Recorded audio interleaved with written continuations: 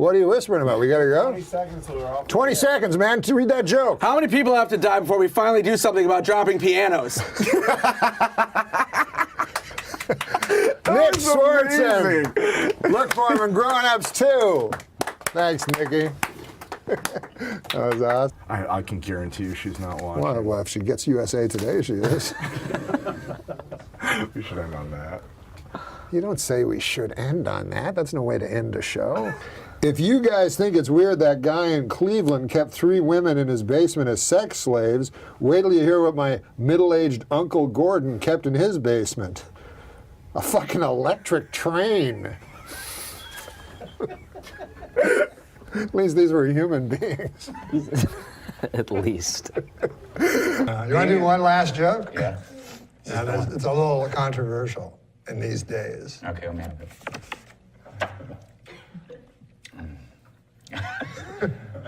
A list of the world's top 25 amusement parks was released this week, with Disney's Magic Kingdom coming in at #1.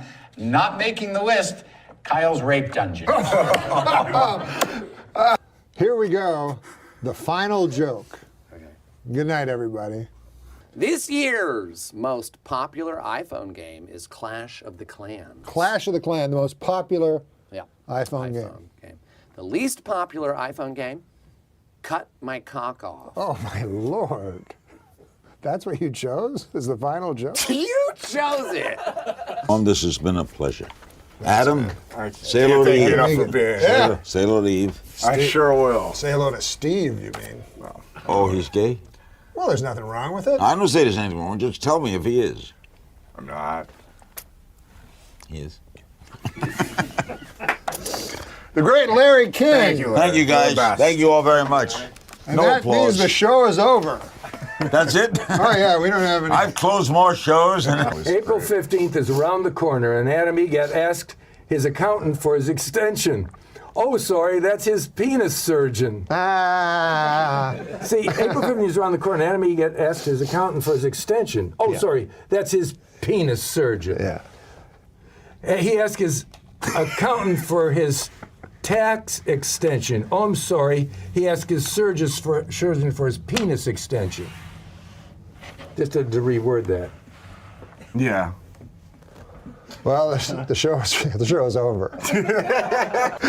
We're done. Thanks to the great Fred Willard. I thought this would never end. My God, you guys. Thank you, Fred. Gay people are the same as everybody. No, you mean you always tell me specifically how I think you're just calling me gay. It's one of the. It's not an insult. He No, thinks it's an insult. no, I didn't mean it. Why would being gay be an insult? Yeah. I love gay people. Yeah, I know. I think that's the end of the show. Listen, man, we want to thank Tom Green for being with us. It was awesome. Hear me read 50 Shades of Grey and see a film clip of Adam eating out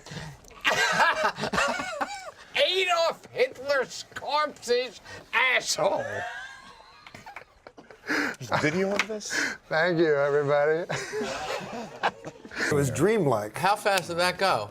I found it dreamlike. Me too. It's a wonderful thing. Yeah. There's something beautiful about this one. I'm so I'm not glad. joking. I'm not being ironic. No, I really loved it too. It was great. Oh, that's great. So Too bad this guy was here. Yeah. I just want to talk about Preston Sturgis more. Go ahead. I still feel in my heart, and I can only go by my heart. You know what I mean? I'm not a person that goes by my brain. I just go by my heart. That Bill Hader is ultimately unknowable. Yes, that's true. What do you think? I don't know. Okay. All right. See? That proves your point. Exactly. We're closing up the studio. We're turning the lights out. You keep talking, though.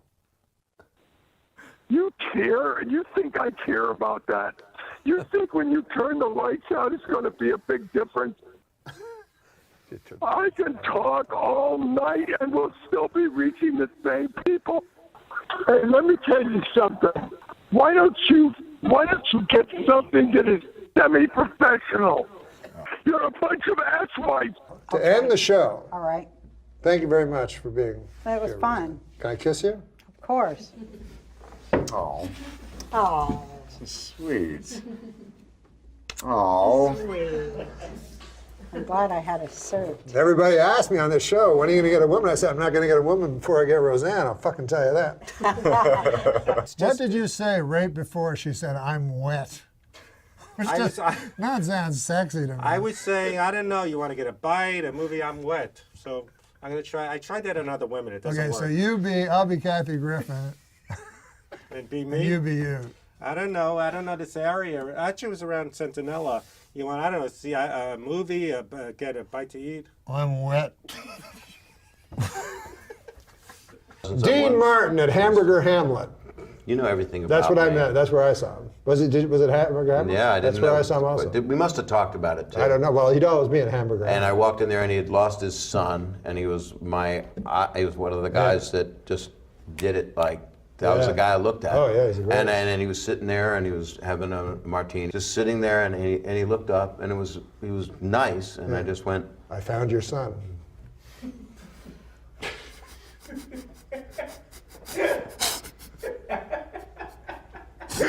That's it. Bob Stagg has been our guest. I was at a party with a friend, and so I noticed you first, and you returned my gaze, knew how to quench my thirst. You took me to that room like a dream come true. The dance you performed was just for me and you. Kisses on the neck, then you work your way down. Let yourself go for me all around town. You touch my soul. All right, we'd like to thank David Letterman for being on the show. Is but it before over? he leaves, he has agreed to do a top 10 Oh, yeah, list. okay.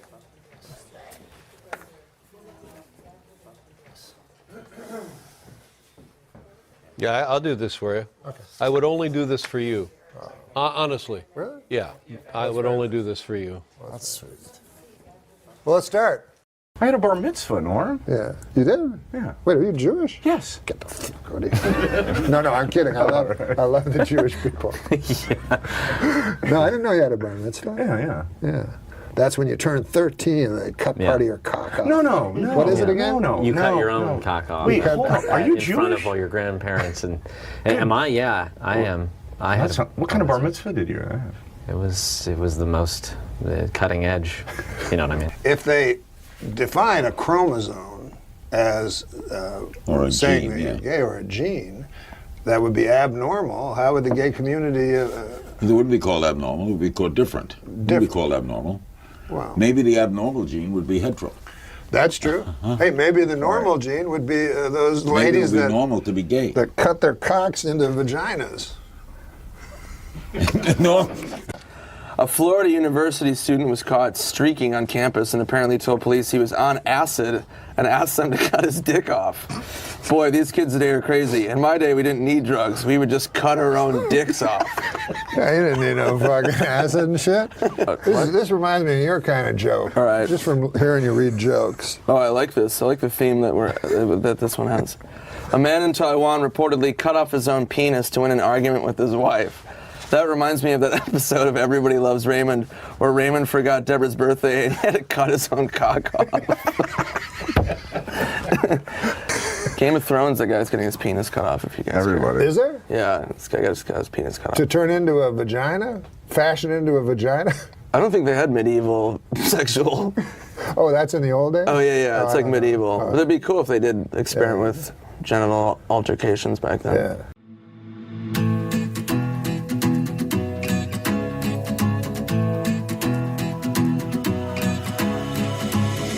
I've been searching for what's missing, but the answer.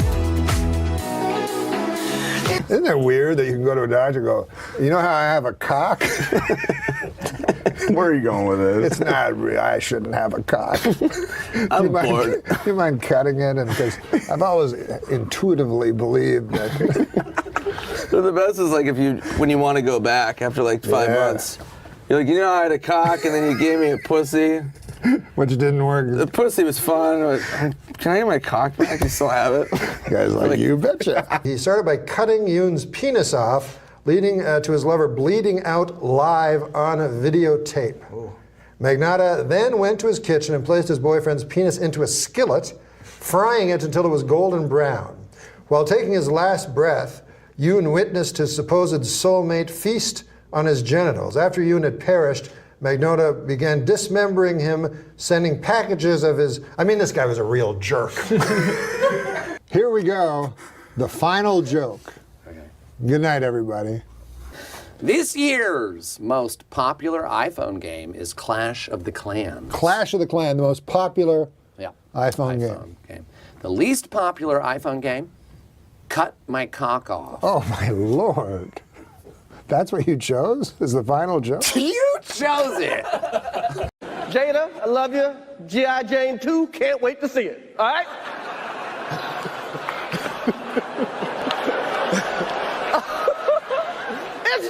That was a nice one. Okay.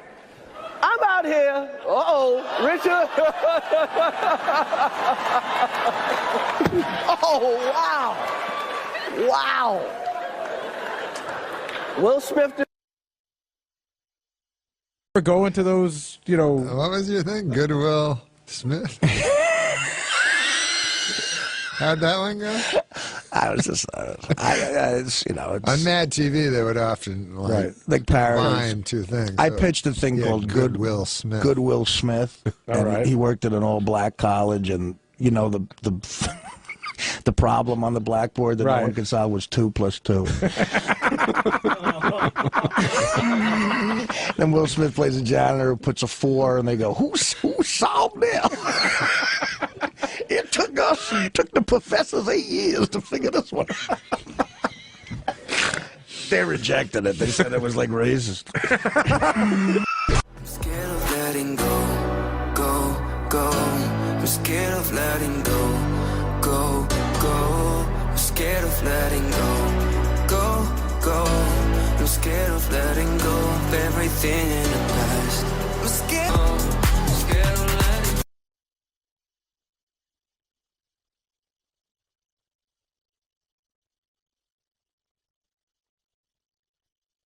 go. Okay. That was a greatest night in the history of television. Okay.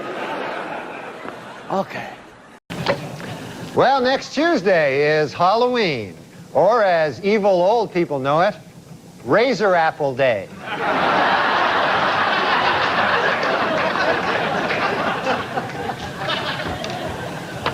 According to retailers, the most popular Halloween mask this year is O.J. Simpson. And the most popular Halloween greeting is, "I'll kill you and that guy who's bringing over your glasses," or treat.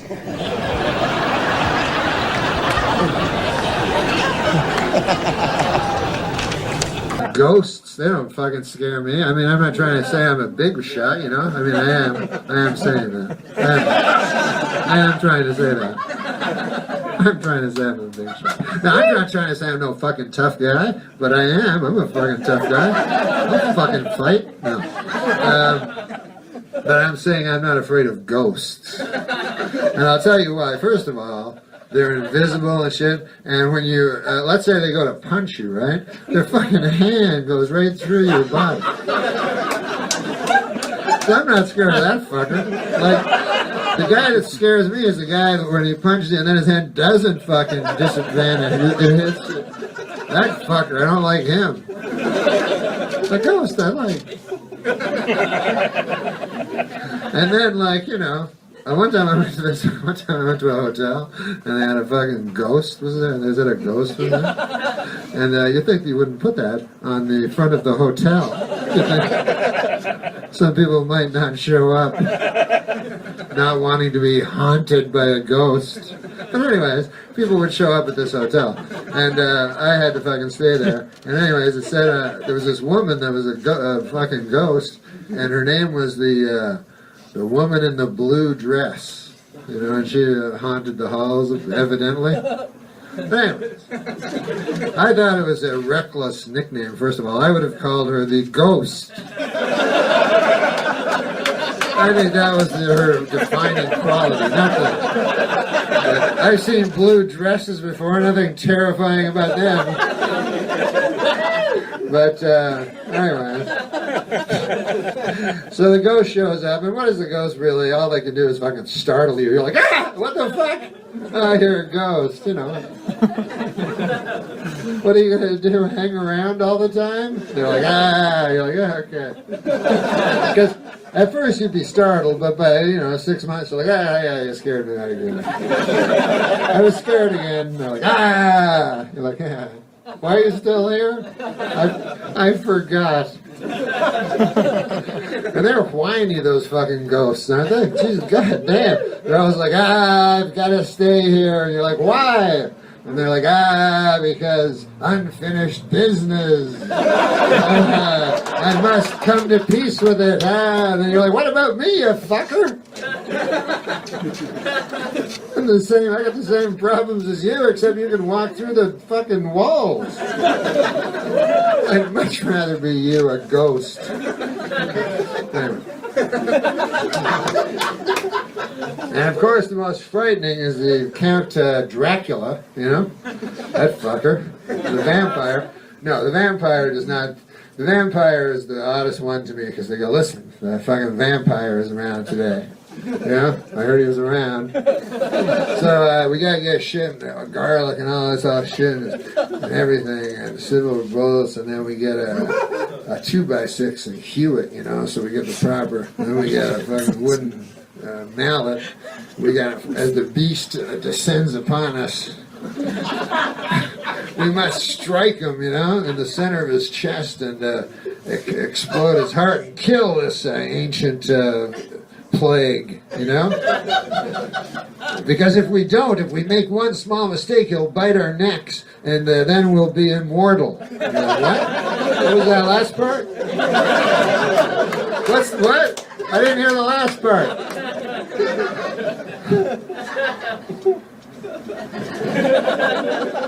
And they bite your neck, and you get to be a cool vampire forever. Unless someone tricks you and makes you a pile of dust, which would also be a cool way to go out.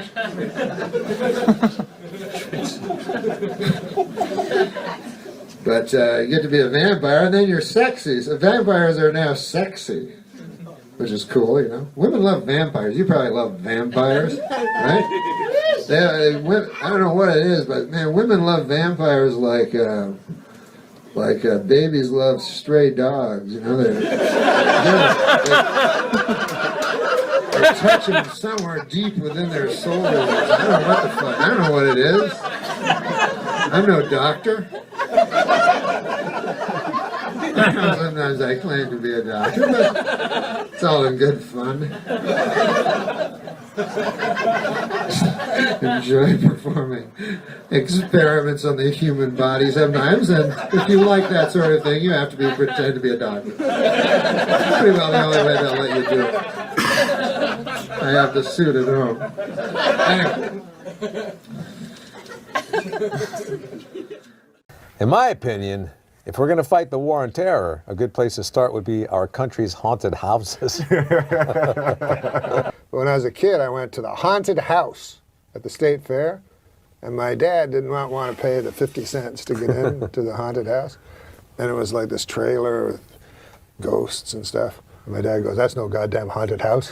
So I'm like, sure it is. He goes, no, it's not. It's got wheels on it. It drives around. The ghosts will come right out. It was like ruined it for me. Whatever.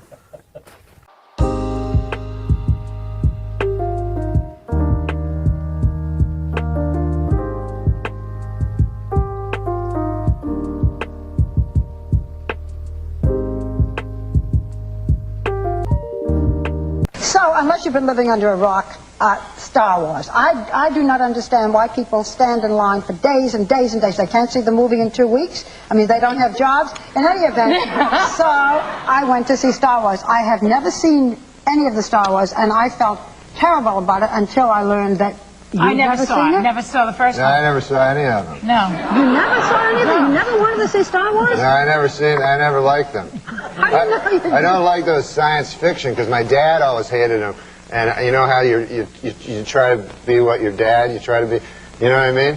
And I remember when I was a kid, I watched that Twilight Zone. Remember that show? Yeah. And oh my God, my dad hated it because it was too fantastical, and he thought I should be doing the chores. And I remember one time, me and my brother were watching Star Wars. My son was. Have you ever seen Star Wars? 10 minutes later.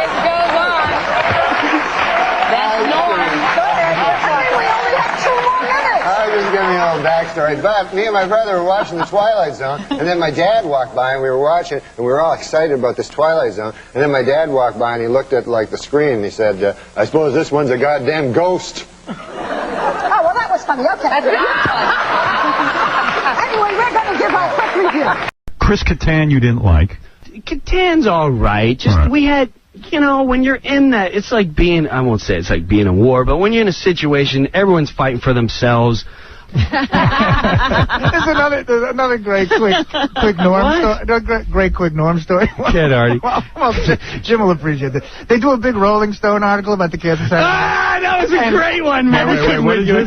They do a big Rolling Stone article about the cast. I got a good one. So the cast of Saturday Night Live. Right, yeah. And it's everybody kissing each other's ass. So they ask Norm about Chris Kattan. And it's after pages of, I've never seen someone do better character work. Norm's quote is, he seems gay to me. He goes, I've never met a guy who said he wasn't gay who seemed so gay. But I guess he says he's not gay, so whatever. Hey. I love that. What about Norm MacDonald? You're at war with him as well. You two don't like each other. Warring with Norm? Here's what Norm said. Oh, good. I got it for you. All right. Chris and Norm MacDonald apparently hate each other. This is according to my notes. When Norm hosted Saturday Night Live, Chris did not appear on the show. Wow. Wait, when was... In November of '97. Oh, right. Norm said of Chris, I don't know, but to me he seems gay. Right. He claims he's not, but I've never seen like a guy who's not gay seem so gay. I don't find him funny. What can I say? Never made me laugh. What happened between... First of all, I don't believe you're gay, are you? I know someone you dated. No, I'm not gay. Yeah, you did. And he's certainly had to have laughed at you once or twice. Right. Yeah, You're exactly. a funny guy. Right. Well, that was the I mean, your Rolling characters. Stone Some of your article. characters are effeminate, so maybe people will think you're right. gay. Like Mango's, like, you know, he's gay. Queer as day. Right. So yeah. So is Norm a homophobe? Is that the problem? He doesn't like gay characters? I definitely think he has a problem with But give me the history of this. I love feuds. Okay, let's see. What is, I don't know You exactly. didn't appear on the show for a reason. You just No. I don't. I just think I didn't get my sketches in. It wasn't like I'm not appearing in the show. And when you're on Saturday Night Live, I've heard this before. When you say you didn't get your sketches in, you have to write your own material. If you don't get it in, if it doesn't pass muster, then you're not on the show. Right. Wow, Yeah. a lot of pressure. Yeah, every week. So do you have to hire separate guys to help you write material? No. I mean they're there. There's there's people you write with normally. So right. Okay. Because I heard some people don't help other people. You know. No, some people don't. Right. But I'm not. Because I'm not exactly the easiest guy to write for, though. I'm not like. I'm not an everyman. I can't be the boyfriend all the time. I'm more of a freak. So why Norm MacDonald? I mean, Norm is an easygoing guy. I know Norm. Why the dislike? Something happened. Well, let's see. When I first got on the show, he was so nice. He and Spade, right, were just like so nice. And then I don't know what happened. He just started. Like Garth Brooks was, we did like a pitch meeting, and he started saying things in the pitch meeting like, you don't want to do like Garth Brooks was a guest. Yeah. Was a guest. I was like, I'm sure you don't want to do another fag sketch. Like things like that. People would laugh. Oh dear. I was like, why is he saying all of this? And then it got kind of old. Like, Jesus, Norm, you're like another. And it makes you inhibited in a writing meeting if someone's goofing on you every time you open up your mouth, right? Yeah. I mean, I didn't care because I'm not gay. If I was like, some gay guy going, I don't want anyone to know that I'm just right. And so the gay jokes kept going and going and going. Yeah, the gay jokes kept going and going. And then you finally said, hey, I've had it with you, Norm. Well, did you ever confront him? Yeah, a little bit. Yeah, but it's like a playful thing. He says it's like a Jack Benny, Fred Allen kind of a feud thing. But you don't see it that way. No, I think he's I don't know. But he this is what happened. We were on a flight together. We didn't plan on being together on the same flight. We were flying from LA back to New York to do Saturday Night Live, and it was a red eye, and he's behind me, and we're getting along, whatever. He's talking about crapping on women, or I don't know what he was talking about, something like that. Yeah, and it was funny because he was so loud, right? So everyone else could hear it. I'm like, I just crap on this girl, yeah. And I'm like, laughing, right? Because he's a funny guy, yeah. And then I wake up. And, because it's a red eye, and one of my shoes is missing. And I was like, where's my shoe? And Norm's like, hey, you lost your shoe, huh? And then he leaves. And I'm like, so disoriented. And I'm the last guy in the flight looking for my shoe. And I just, walk off the plane with one shoe, and all the stewardesses like, you are funny. Oh no! So he stole your shoe. He stole my shoe, and he's playing goofs on you. He's not respecting you. Right. Right. And then I took his jacket on a really cold night. Yes. And his assistant called me at home, going, I gotta get Norm's jacket. Please get me Norm's jacket. And she was like freaking out. Right. I was like, no, this is between Norm and I. You can't play in this game. Right. Chauncey Hayden, you're on the air. Hey, Howard, how's it going? All right. I've interviewed Chris before. He's a good guy. Chris. Thank you. Is it not true that Jim Brewer, your former cast member, had a problem with you as well? I think at one point he thought I stole an idea from him. Oh, really? Yes. So, man, there's so much infighting. You got to admit. But that's it, though. Really? That's not much for like 6 years. With a lot of the cast members, and I think with Chris, do you remember that Rolling Stone cover came out, and they only put certain members of SNL on the cover? Yeah, that was a big deal. Didn't that cause a lot of strife inside? Yeah, well... Why, they only chose certain amount of people for the cover. It was you. Right, it was Will, me, Molly Shannon, and Sherry O'Terry. And you did the cover, and the rest of the cast felt like, hey, what are we, garbage? What is this? But why be mad at you? It was because of our characters, too. You know, it was like there was the cheerleaders. You were the breakout guys. Roxbury guys. Right. And Mary Catherine. But aren't they mad or jealous because you guys broke out and they didn't? And don't they think that you should stick up for them and insist that they be on the cover as well? But you don't have that kind of juice. No, what are we gonna? Yeah. No. Yeah. I mean, it's only makes sense that they would be on the cover, but what are we gonna do? I mean, Norm wanted to be. There's a big stink because he wanted to be on the cover by himself. Yeah. Really? No, I don't know if he wanted. No, he wanted to be in that picture. I don't know. He showed up later, and then he wanted to be. He wanted to stand in the middle of us. And you said no. Well, it was just like weird. Yeah, right. Like, why are you like who are you? Like here is like my variety show. What? Yeah. So yeah, I guess he thought he was the guy. All right, Chauncey, thanks. All right. Artie Lang, go ahead. Hey, Artie what's Lang. up, man? Yeah, hey, Artie. Oh, shit. Yeah, no, I like Chris. I think he's funny. But what he said before about that Rolling Stone cover is wrong. All right, go. Artie's going to defend Norm, I guess. Norm represents. You know, you might be wrong. All right, go ahead. No, it's just that Chris made it sound like Norm showed up begging to get on the cover of Rolling Stone. Oh no, he wasn't begging. He was just like assuming he was on the cover with us. And well, he was though. I know he was. But he wanted to stand in the middle as well. No. They were begging Norm to do it, and he thought it seemed weird. He didn't want to do it. Right, he thought it seemed weird to stand in the middle of all you guys. Oh, that's true. They definitely wanted Norm to be on the cover because at the time, I mean, he was the funniest guy on the show. Howard, you've said that a million times. I think Norm is hysterical. He is. I already said that. Yeah, and so does Chris. I think Chris. He made it sound like Norm's begging to get on the cover of Rolling Stone. You guys said no. Hey, Artie, do you know why Norm has such a problem with Chris? No. What is his problem? I don't know. I wasn't there when they met or all that stuff happened. He's never really. Well, you are Mrs. Norm Wait a MacDonald. minute, you weren't there during the shoot either, but you know all about that. As a matter of fact, I was, because me and Norm had already done the movie, and I had lunch with his assistant. We went over there. There you go, Yeah, I Artie. can tell you, Howard, it's Christopher Walken. I hosted Saturday Night Live Yes. several times. I think Norm is just a funny guy. He came up to me one day and said, I'm a big fan. I said, what's your favorite movie? He said, Chris Kattan's a fag. Really? Nothing to do with anything. Oh, that's I, for the ridiculous. record, have never heard Norm say that. All right. Thank you, Artie. All right, man. Where are you today? I'm in beautiful New Jersey. All right, we'll see you tomorrow. You want to hear? Go ahead. Go ahead. No, you go. We're on SNL one time, right? This is what Norm just didn't care about anyone. This a quick story. Pamela Anderson is on, and every time a hot chick would come on, Kattan would go over the top and like, oh my God, he'd write a sketch. We're gonna make out. Right. She's hot. She's with Tommy Lee Hammer. Back off. Yeah, right. Come on. So he writes a sketch, and they do this sketch where it's the Twilight Zone when everyone's in pig face or something. Right. Right. So that's the goof. So me, Kattan, we're all in it, and Norm is the guy who's got to go, imagine if you will. Now Norm doesn't read sketches, and he's a pro. Right. So he would rehearse it and go, hey, imagine if you will, second time, and Kattan would go, my God, you don't even sound like him. Why would you do that? And I would stand and go, Norm, you gonna hit him back? Like, you gonna say something to him? You just gonna take that from this guy? Now we go to a dress show, which has an audience, and it's being filmed. Right. And again, he starts punking into Norm on the set. Right. He's going, oh my God, Norm, you going to do it right? It's my only sketch. Right, you don't sound like Rod Serling. He's like, hey, imagine, 10, 9, and we're on. Hey, imagine if you will. And he knew the deal. Right. Now we go to air.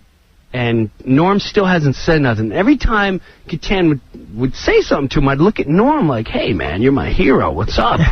Because if you're not going to say something, I will. Right. And sure enough, he'd give me like a wink. I swear to you, he'd give me a wink. I'm like, I don't know what's going on. Live air comes on. And I'm like, 20 seconds to the Twilight Zone sketch. He starts up again. We're mic'd, the whole audience is listening. He's like, I can't, Catan. Norm, you better sound like... Oh, God, Pamela, you're so hot. Norm, Pamela, I can't wait if you ever get rid of... 10 seconds! Norm turns to Catan. Right for his head, he goes, hey, Pamela, did Chris tell you he's gay yet? And he's got all this rage because he likes being gay. Everyone, why don't you just say you're gay and you wouldn't have all this anger and be a pester? 5 seconds! And you wouldn't have all this rage and try to interrupt everyone's sketch because you suck this week. And we're on! Imagine if you will. I'm like, there's my hero. There's my hero. See, he knew to save it for the live air. Saved it. He saved nice, it. and Catan sank. I couldn't even get my words out.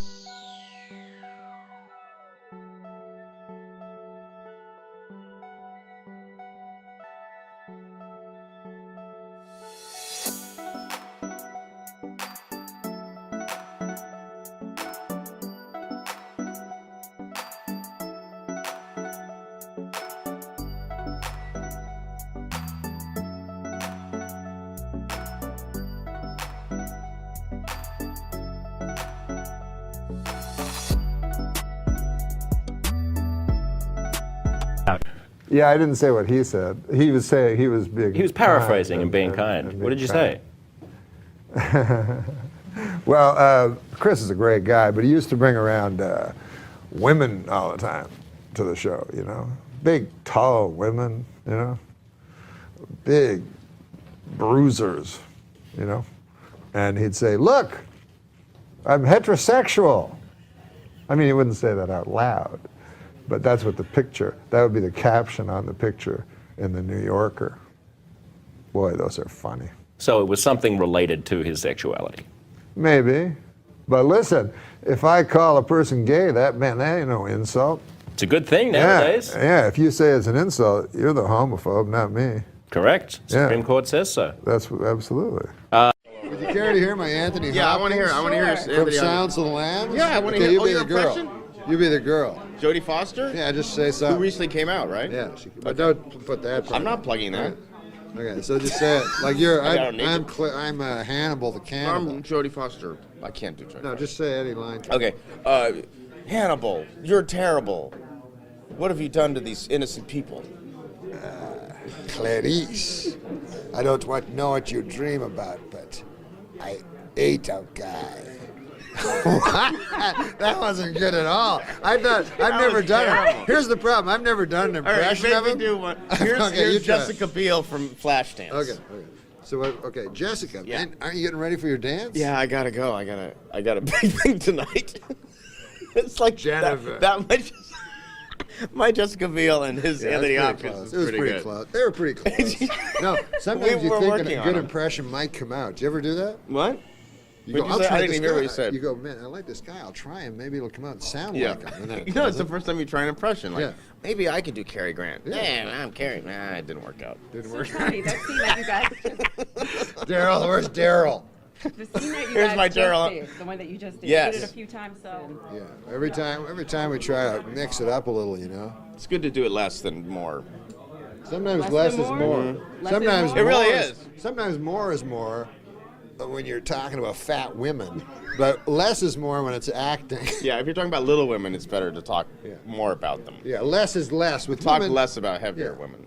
But less is more in acting. But with big fat women, less is actually They don't less. call 'em- More is more. There's no hiding that. It's true. Here's my impression of a big fat woman. Not very good. Hey, fatty. So how much longer are you guys going to be here? What? We're that's it. Let's do a little from the We sunshine. flew in for a half Let's hour. do a little from the sunshine. We're here for another week, I think. But next year the sunshine. Was you want to hear a little? I don't know sunshine any from the voice? sunshine. I don't know. Well, they said we could ad lib it up. Yeah. Hey, we got to get together, get back on the road again. See, do our vaudeville act. I can't do that. Why Don't not? you see I got all this paperwork to do? Yeah, you're balder than anything. Wait a minute. If I weren't 70. Ah. Let's see.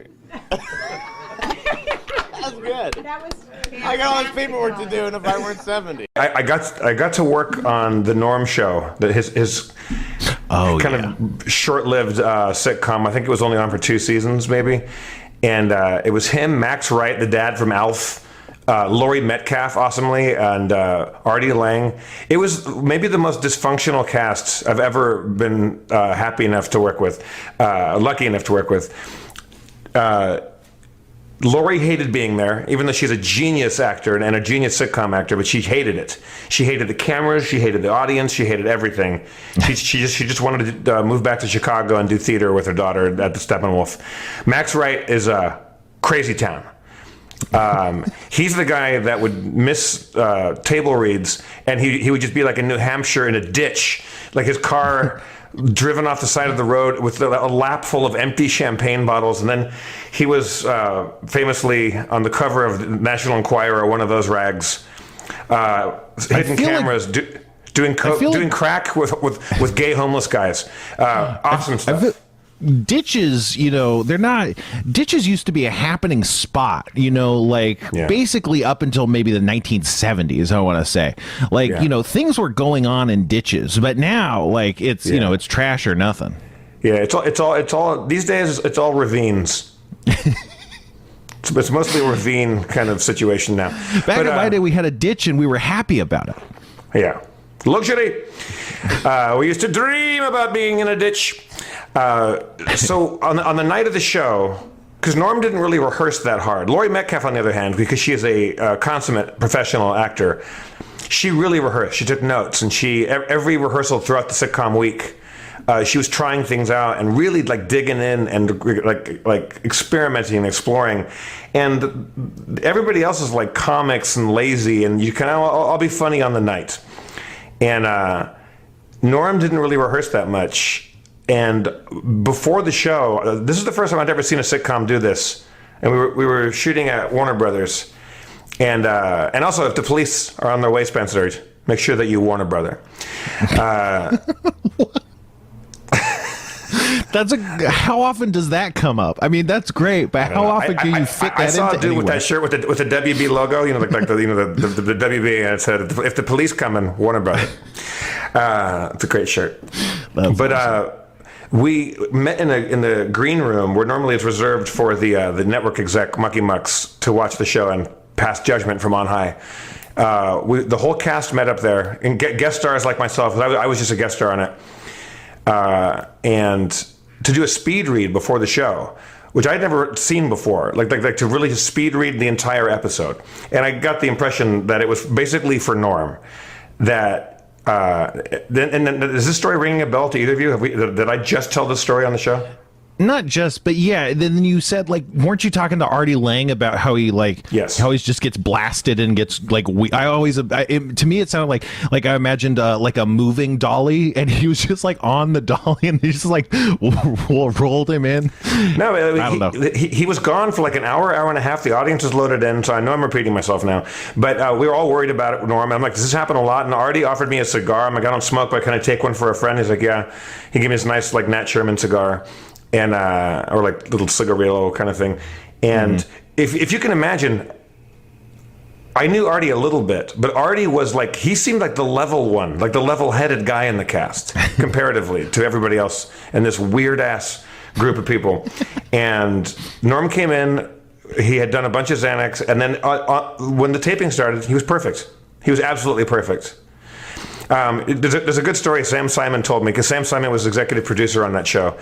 And Norm, as funny as he is, one of the greatest comics of all time, and certainly a comics comic, and he will certainly be missed by everybody. He's funny.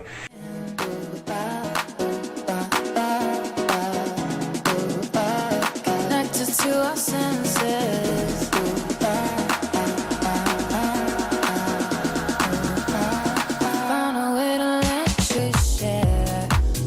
Norm's not a great dramatic actor apparently, and there was a scene when he fucks up like his love interest in the show, and I'm blanking on the actress's name, but he steps in it. He does something stupid, and she's like, you know what? I don't ever want to talk to you again.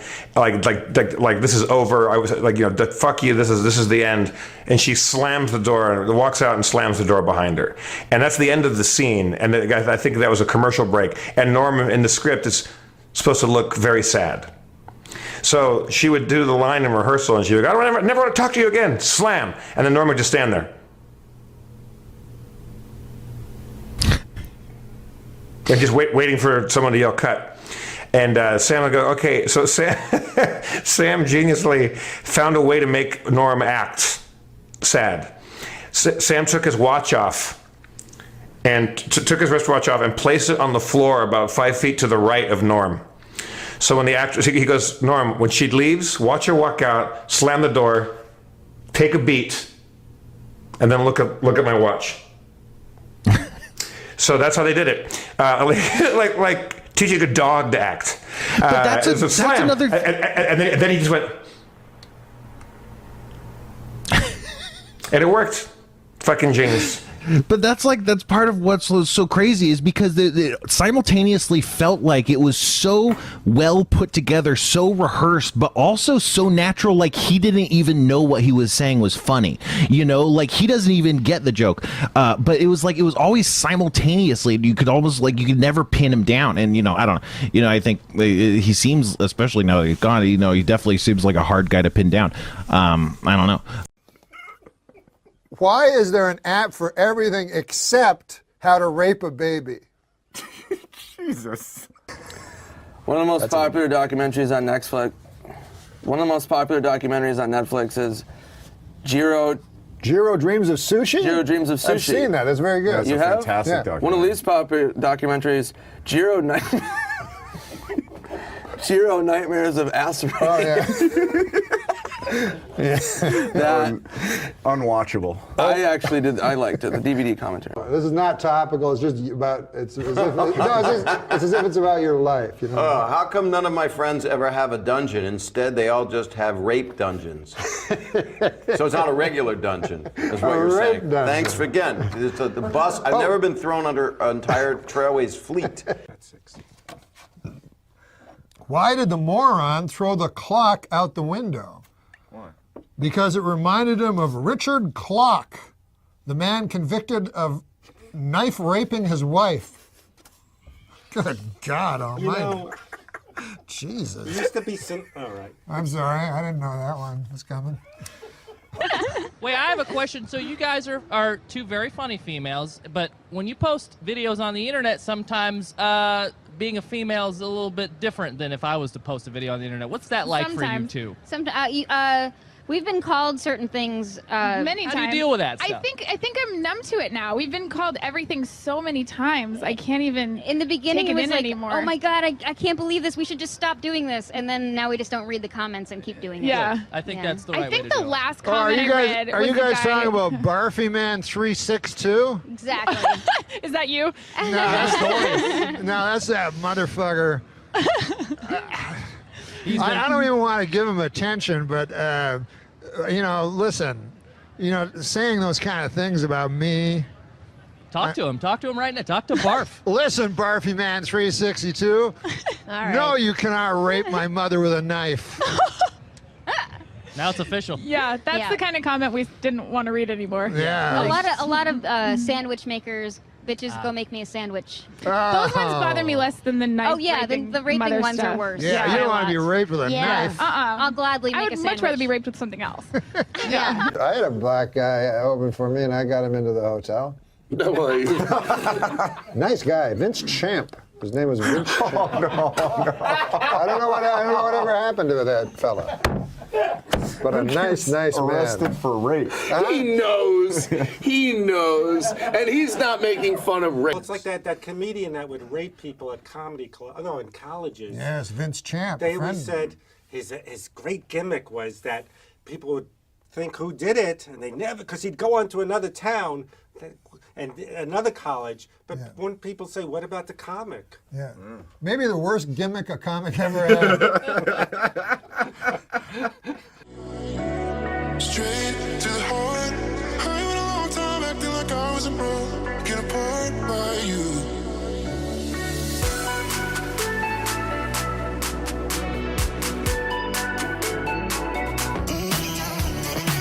Michelle Greffy.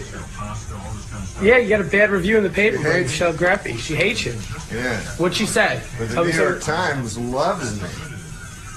But Michelle Greffy hates me.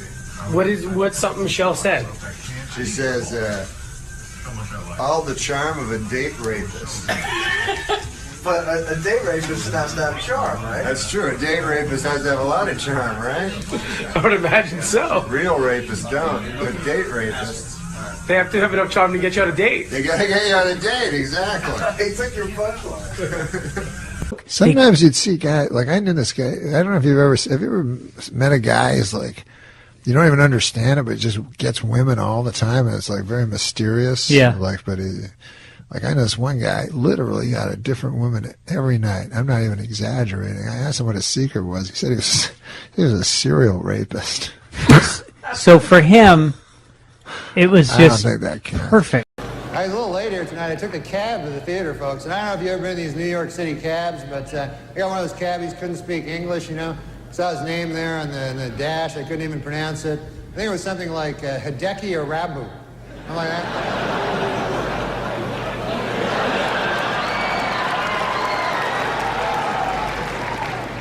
And there's Charles Woodson. How about that? Huh? What a season he had.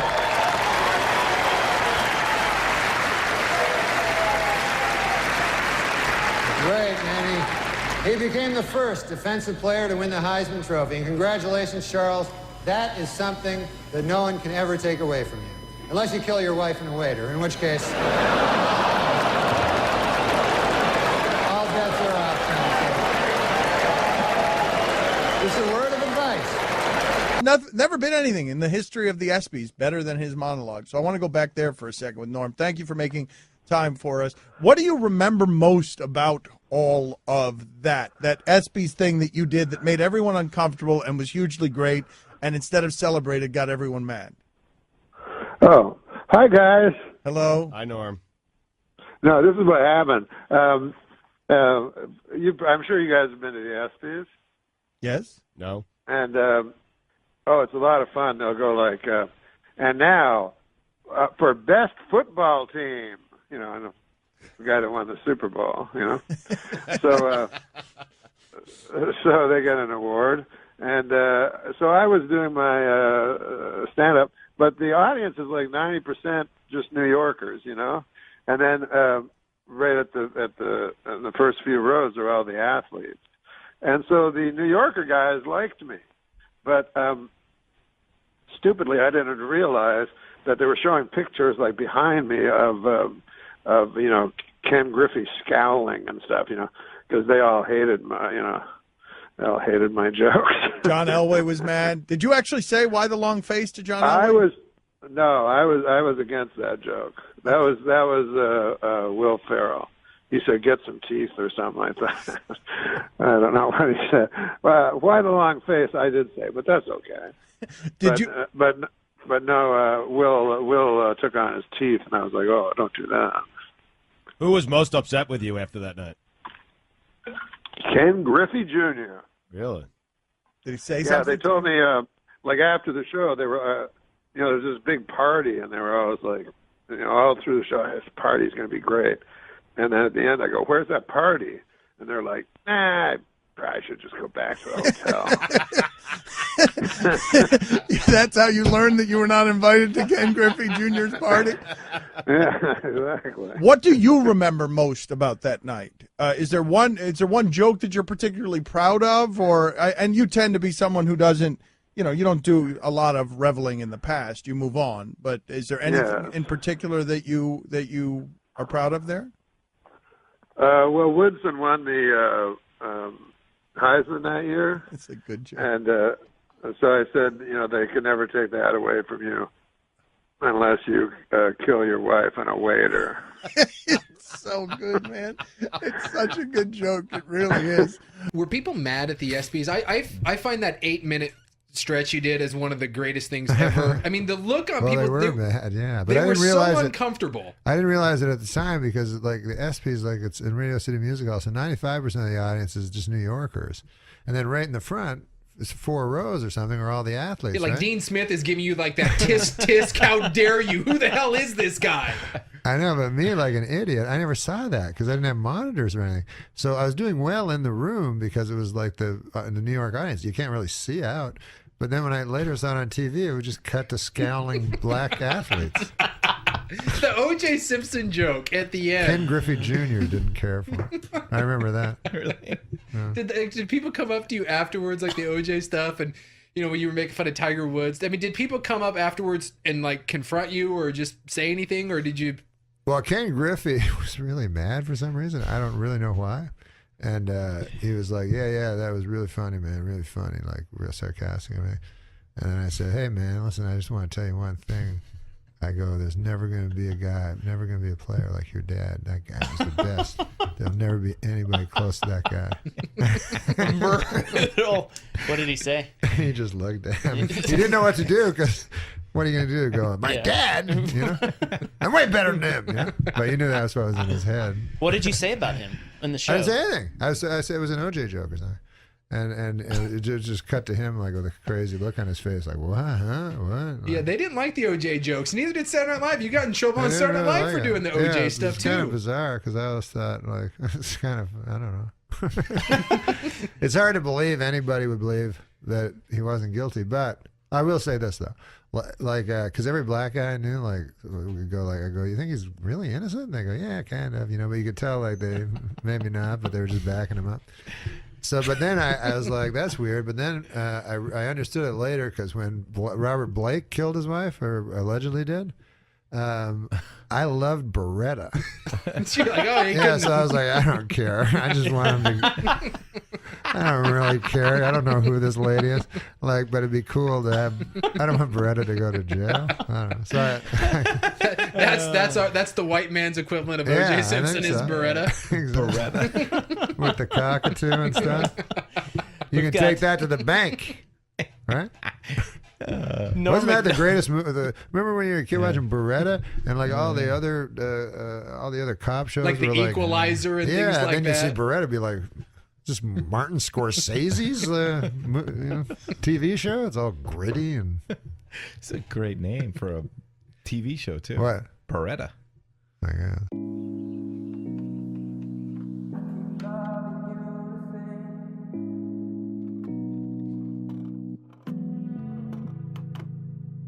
It's been a while, and I still like the way you look at me. Cause I keep Well, we were thinking about you the other day because the ESPYs was on, and one of our favorite things to watch, and every once in a while, like Deadpan or somebody, every time the ESPYs rolls around, they'll put up they show the whole which was absolutely brilliant, but apparently not making many friends over at ESPN when you did that.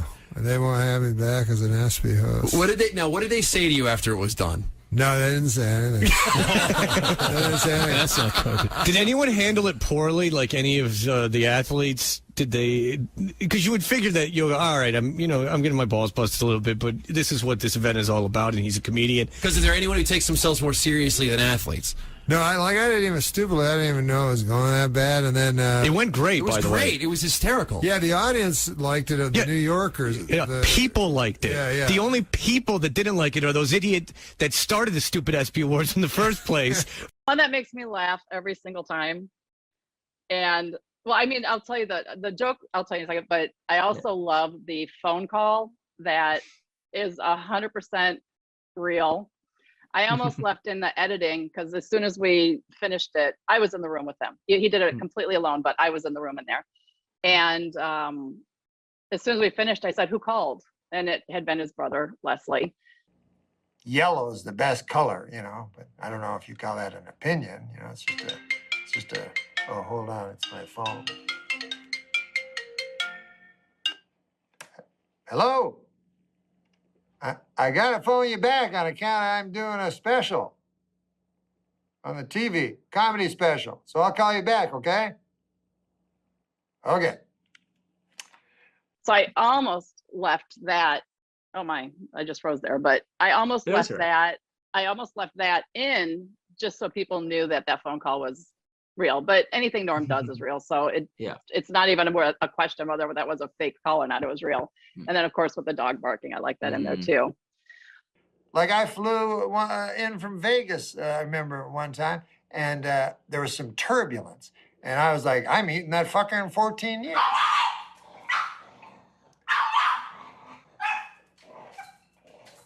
But Hail the Sluts makes me laugh every time. You know, for she's a jolly good slut. So anyway, that's my joke that makes me laugh every time. And you know what I was way ahead on? Slut shaming. I was always against that. I remember telling the fellas in high school, I go, guys, I think we're making a big mistake by shaming the sluts. You see, here's what is my concern. I feel if we shame them too much, they might stop becoming sluts, you know? And further ladies might not want to be sluts either. I have a different idea. Other than shaming the sluts, it's a bold idea. I say we take the sluts and we put them on our shoulders and we go, oh, hail the slut. Oh, for she's a jolly good slut, that kind of thing, you know? So I was way ahead of it, man, way ahead of it. I just wanna live my life. I wanna kiss you, I wanna kiss you. You told me that we should go our separate ways, but now you're back. My life without. His mom, he mentions in it that he had a place for her nearby. He did. She's in Canada, so she would spend winters in Los Angeles, and he got her a place nearby him. And so he really did have, I know, of course, it's a joke. There's a punchline there, but the reflection on his mom is real. Yeah. Do you know that you are a cis male? Have you ever heard of that term? A cis male? Cis male. CYSMALE. So what it means is that you are a man. You're born a man. Well, as far as you know. As far as I know. And you identify yourself as a man. Yes. That's a cis male. Now, I don't understand. Where does that... Is this a new phrase? Yes, it's a way of marginalizing a normal person. Some people really dislike that term cis male because a cis male, as you explained, is a male who identifies himself as a male, and they say, well, that's you shouldn't marginalize a person. Oh, you need to be marginalized. You need to be marginalized. It's a way to identify somebody who was basically, born, lives and it's the same sex. So you're a cis male, what does a cis male mean? This other person's a trans, so you're equal. She's a man that thinks she's a woman. You're a man that thinks you're a man. It's completely so everyone's equal. It's all fluid. Yes, everyone is self-identifying. Yes. I am firmly on the side of womanhood now, but I am not a woman, nor will I ever be. 3 sentences later. I use the women's restroom because I am a woman. I changed my gender on my birth certificate to female because I am a woman. So there's a little confusion there, right? Not for me. What's wrong with that? Well, here it says I am not a woman. When I was a kid, my dad would tell me that this man was a gold medal decathlete. Why, the greatest athlete in the world. And now I have to tell my kid that this man is a man. What the H? A guy told me that, I don't know if you've heard this, Bruce Jenner is going to go back maybe to being a man. Did you hear that? That's an odd thing. Because I remember him, of course, as a woman. So it's hard for me to picture what he'd even look like as a man. I remember, because I'm from Canada, so I remember he was in the 72 Olympics, and he won the decathlon, which is the best athlete in the world, was a woman.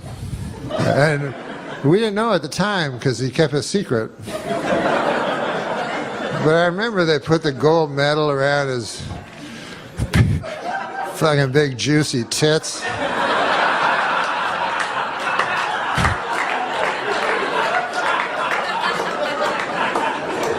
And that to me is when he should have just gone, I'm a lady, and then that would have been good for the LGBTG,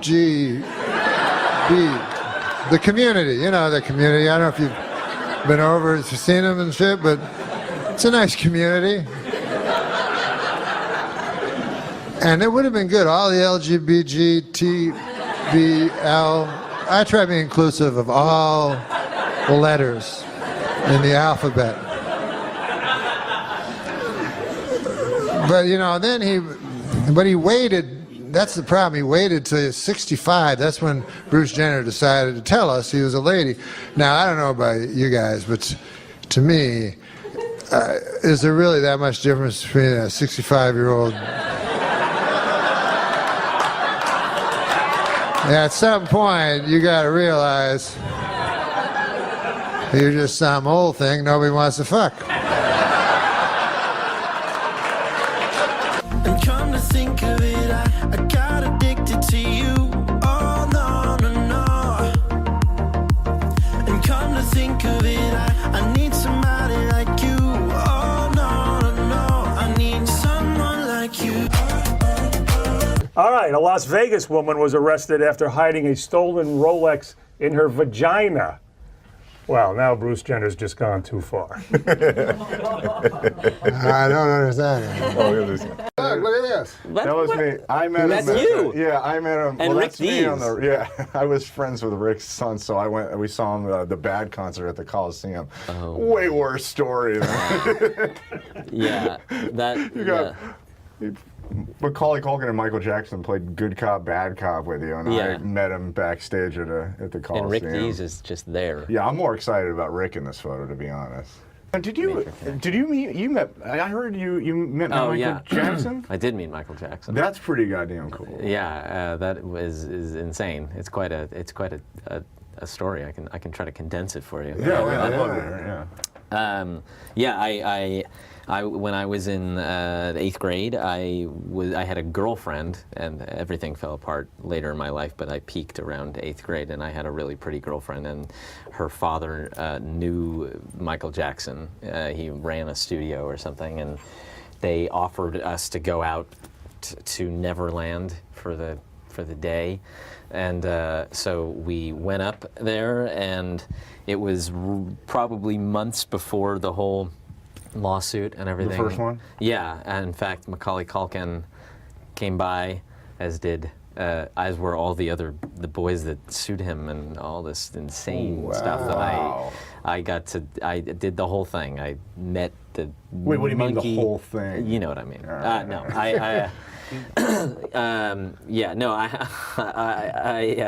I did not. I didn't even do it with my girlfriend. Why was I going to do it with him? I met Bubbles, and I went in Mac and Mike's theme park. It was a water park that he and Macaulay made themselves. They built basically like what every kid would ever want. Water. It was all built-in water guns at every post, and flood buttons, and all these water balloons, hundreds of them. And we were on teams, and I was on his team, and we won. You were on Michael Jackson. I was on Michael Jackson's team, and I remember You met Michael Jackson. Oh, I hung out with him for the whole time. That's awesome. And we won, and then we played a game which now, as I recall it, does sort of seem slightly incriminating, but go on. It was called Smoke Tag, and we went into a room that was filled with smoke, and we played tag in it, but you couldn't see anybody.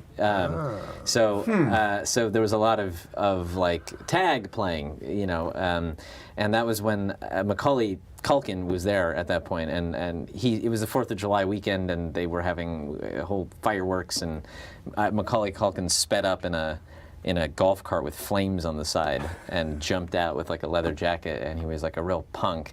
And when we played this smoke tag, he threw me on the ground, and we started this like feud that continued throughout the evening. And when we ended up in Michael's toy attic, after we watched a movie in his movie theater, including a retrospective of his own life, and then all the little Culkins were doing impressions of him, like hee hee, and he was sitting there just watched the whole retrospective. He at one point leaned over and said like to Macaulay, you know, like oh, remind me, I gotta call Toys R Us. We'll close it down and head out there over the weekend. Yeah, it was like Elvis closed supermarkets or whatever. And then when we were up in this toy attic where he had, at the time, every gaming system that was around in every game, and Macaulay Culkin he was throwing stuff at me, and then he hit me on the head with something, and I said, don't do that again anymore, or I'm gonna. I was a black belt, but this was years later. I had already forgotten.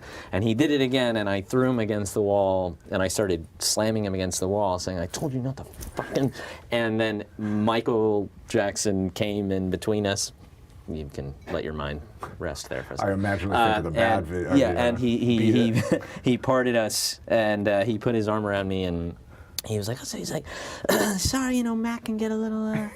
You know, rambunctious, and he's like, so where are you from? And I was like, oh, I live in, you know, Los Angeles. Oh, yeah. He's like, how old are you? And I said, oh, I'm 12.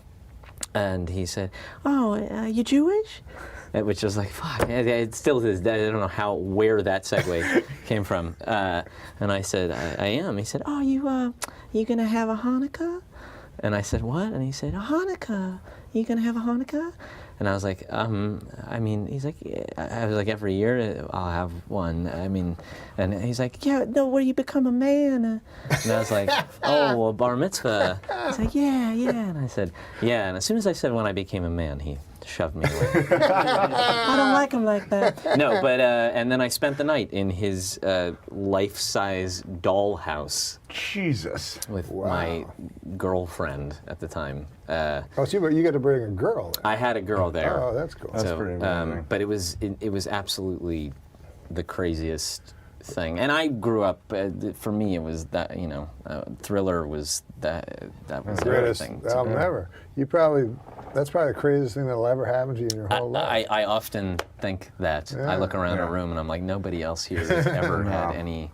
Amazing. I got to go into I did go into his bedroom, and I went into his closet, and it's when he would wear the red shirt, black pants, fedora, mirror sunglasses, and his closet, it was like a cartoon. It was literally about 150 red shirts, 150 black pants, 150 fedora. It was like, that's incredible. You know, and he had a TV that came out of the ground. I'd never seen anything like it.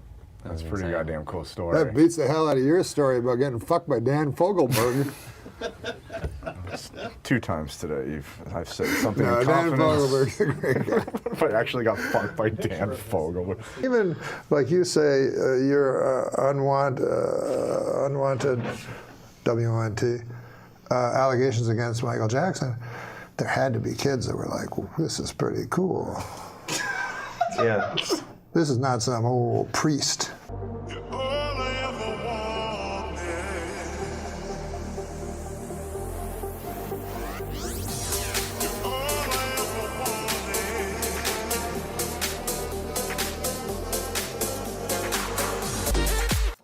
You know, we have some news stories here. I just wanted to cover.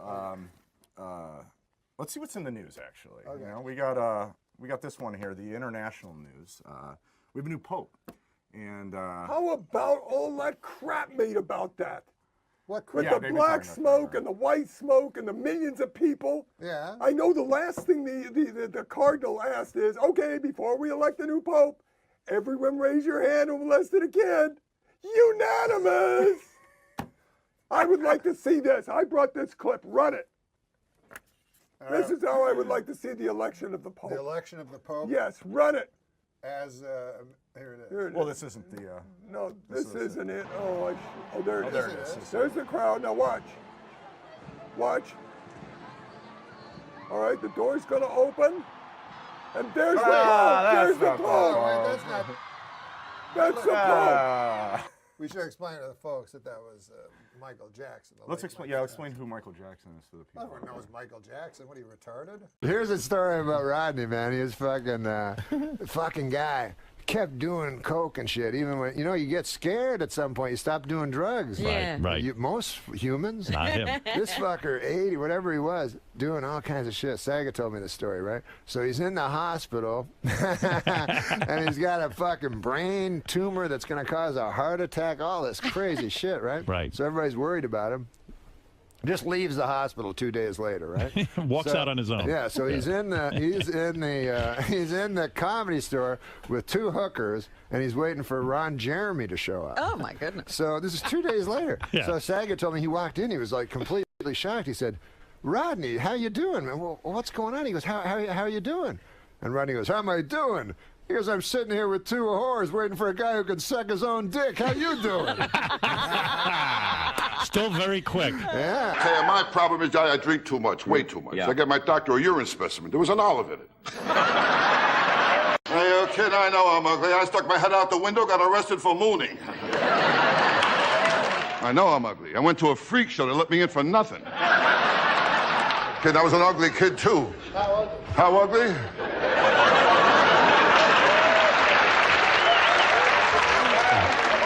I was so ugly, my mother breastfed me through a straw. I'm ugly, I'm telling you. My proctologist, he stuck his finger in my mouth.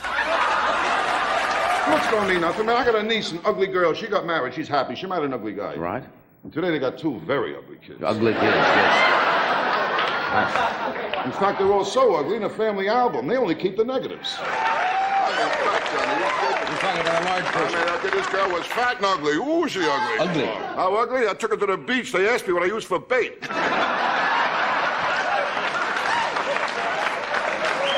Ugly chick, you kid.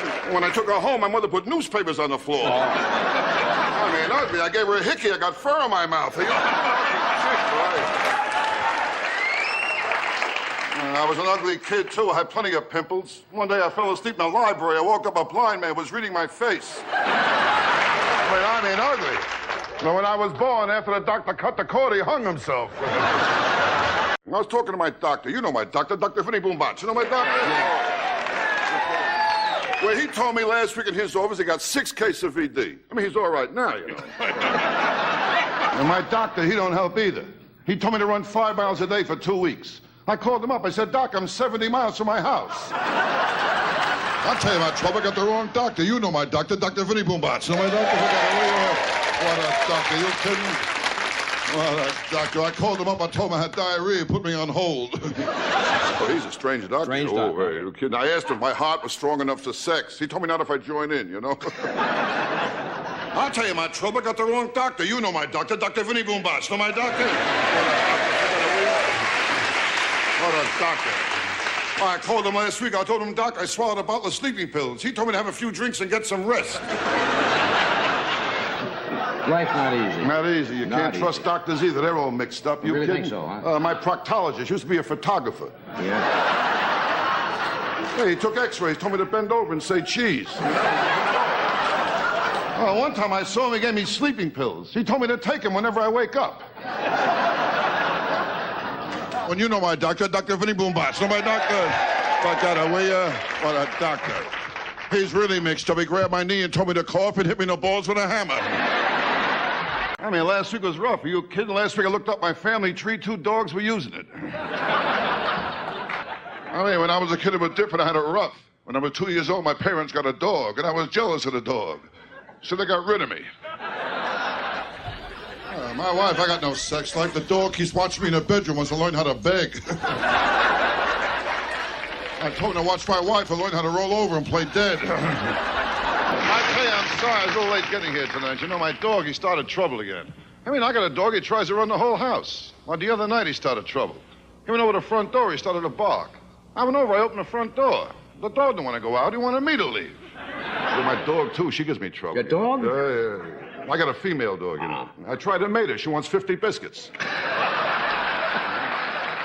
And I tell you, I got a dumb dog, too, my dog. We call him Egypt. Every room he leaves a pyramid.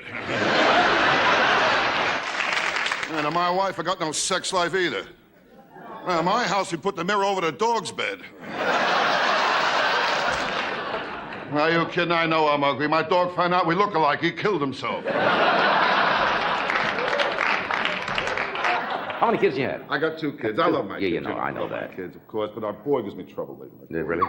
He's at the age now he copies everything. He sees something, he copies it, you know. This kid imitates everything. Yeah. That's why we got rid of the dog. You all right?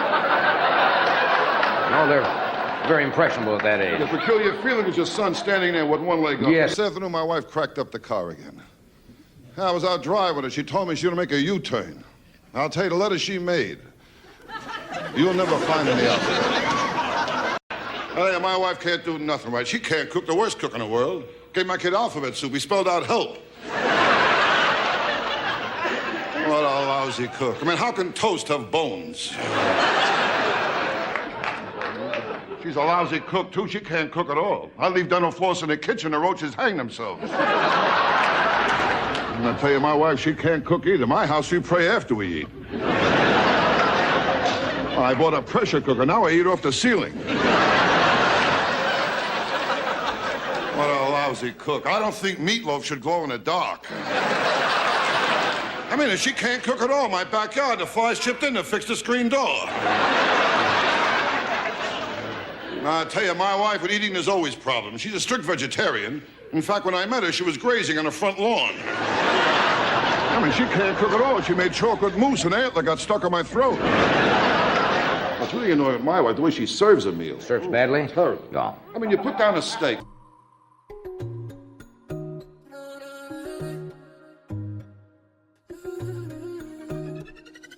I'm not a rock star, baby, I'm a writer, say no. Ain't got no drugs. I tell you, I'm all right now, but last week I was in rough shape, you know? Yeah, last week my wife signed me up for a bridge club. I jump off next Tuesday. I mean, last week nothing went right. I bought a waterbed. There were 2 Cuban guys swimming in it looking for Florida. Oh, well. And last week I went to the track, too. That was a beauty. I shot off the opening gun. They killed my horse. I'll tell you, nothing works out. My car broke down again. I got a car, I got nothing but trouble. Every Sunday I take my family out for a push. The last time my wife drove the car, she cracked it up, went into a tree. Told me it wasn't her fault. She blew the horn. My wife isn't too smart, you know. One night she went out, some guy stole the car. I said to her, just see what he looked like. She told me she got the license plate number. Oh, she's not smart at all. I told her our kid is spoiled. She told me a lot of kids smell that way, you know. I tell you, it's tough to stay married to my wife. How do you think I feel? She kissed the dog on her lips and she won't drink from my glass.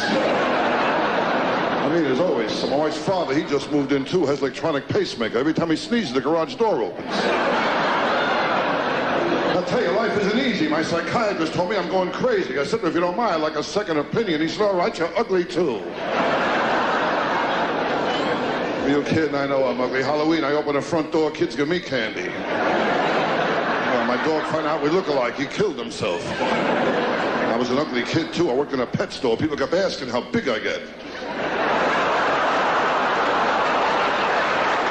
Too fast for this whole section over here.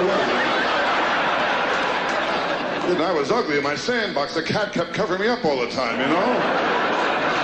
You know, what a childhood I had. My mother never breastfed me. She told me she liked me as a friend.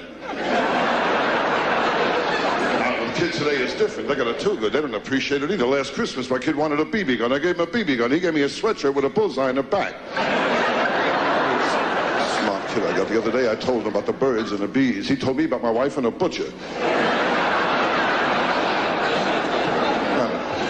I tell you, my whole life is pressure. Nothing but pressure. This pressure is like a heaviness. Always on top of me, this heaviness since I'm a kid. Other people wake up in the morning, new day, up and at 'em. I wake up, the heaviness is right there waiting for me. And sometimes I even talk to it, and I say, hi, heaviness. And the heaviness looks back at me, today you're going to get it good, you know. You'll be drinking early today. And I don't want to drink, I'm a bad drinker. When I drink the next day, I got to do 2 things. I try and locate my car, and I got to bring back the car I took. I'm a bad. You know the trouble with me? I appeal to everyone who can do me absolutely no good. With me, nothing comes easy. I met the Surgeon General. He offered me a cigarette.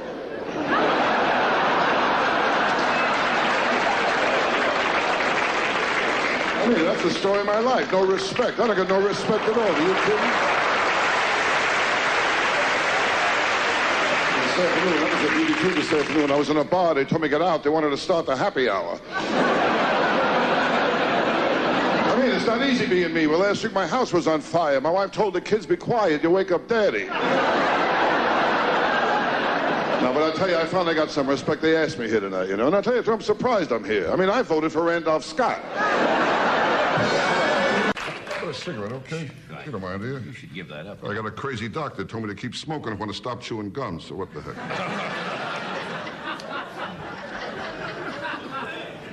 How long do you expect to be in Shanghai?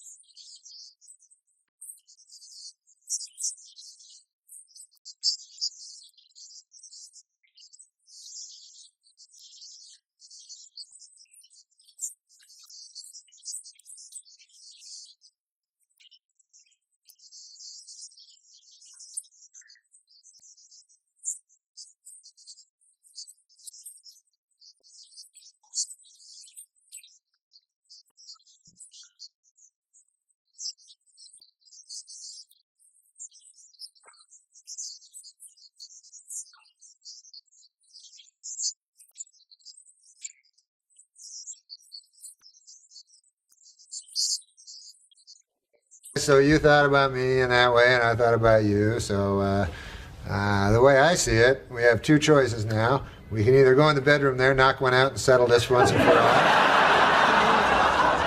all. Or we can just pretend this never happened and, you know, play Scrabble or something.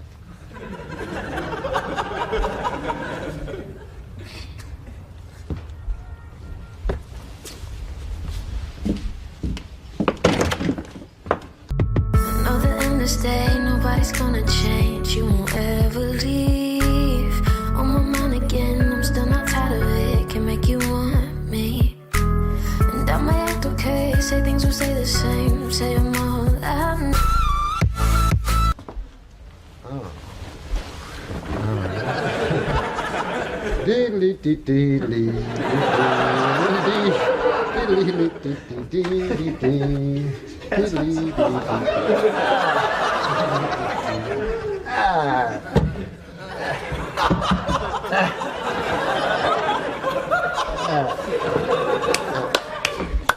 Scrabble, excellent. All right.